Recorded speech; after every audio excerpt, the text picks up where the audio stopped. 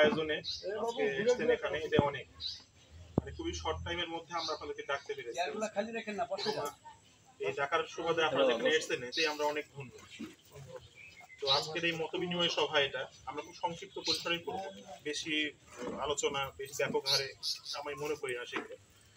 তো আজকের যে বিষয়টা মত বিনিময় সভাটা আমরা করছি সেটা হচ্ছে আমাদের মহাদেবপুরের যে মন্দিরগুলো অবহেলিত অবস্থায় রয়েছে, যেগুলোর উন্নয়ন সেভাবে হয়নি, তো সেগুলোর উন্নয়নের স্বার্থে আমাদের রাজশাহী অঞ্চলের কৃষ্টি মহোদয় তিনি তার মেধা বলে তিনি একটা সংগঠনকে আমাদের সাথে যুক্ত করেছেন এই উন্নয়নের সাক্ষী হতে বা অংশগ্রহণ করতে। এটা হচ্ছে মুসলিম ওয়ার্ল্ডে, এই সংগঠনকে তিনি আমাদের সাথে যুক্ত করেছেন যে এই সংগঠনের মাধ্যমে বা এই সংগঠনের দ্বারা তিনি এইসব অবহেলিত মন্দিরের কিছু উন্নয়ন করবেন।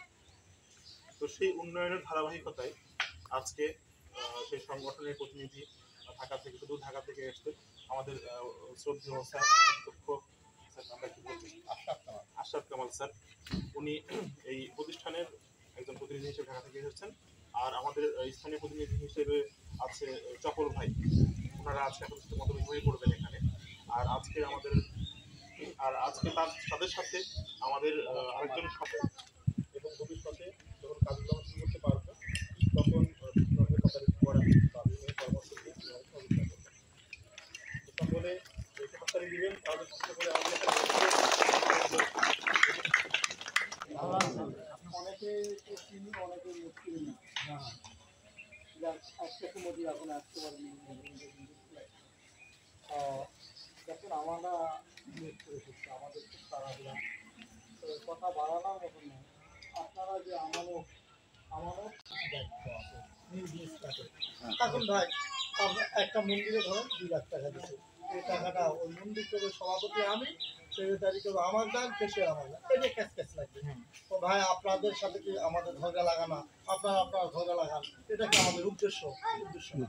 আমরা একটা থানা কমিটিতে আমরা টিম লিডার সেটিং করছি, পাশাপাশি তাদেরকে আরও দায়িত্ব দিচ্ছি, কিন্তু টিম লিডারও জবাবদিহিতা করার জন্য আমরা মুসলিম ওয়ার্ড আমরা আমাদের একজন সম্মানিত চিফ টিম লিডার তিনি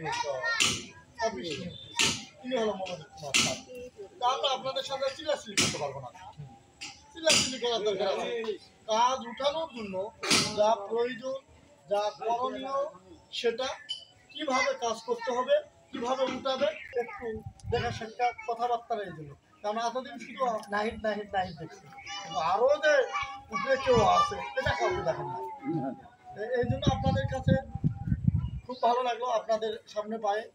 আর আপনাদের কাছে দোয়া চাই, আপনারা দোয়া করবেন যেন আমরা দ্রুত আমাদের দায়িত্বগুলো শেষ করতে পারি আপনাদের সহযোগিতা নিয়ে।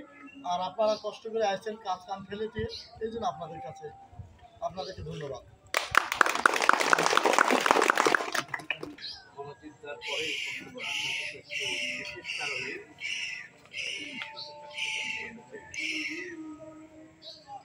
আপনাদের সাথে আমার কথা কি বোঝা যাচ্ছে?